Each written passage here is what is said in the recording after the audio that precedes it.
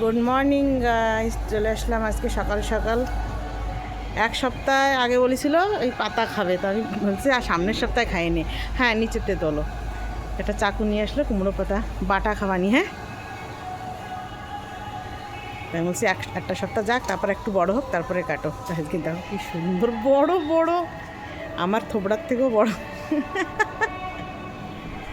আর এই গাছের তোলো, এটা তোলো, দেখো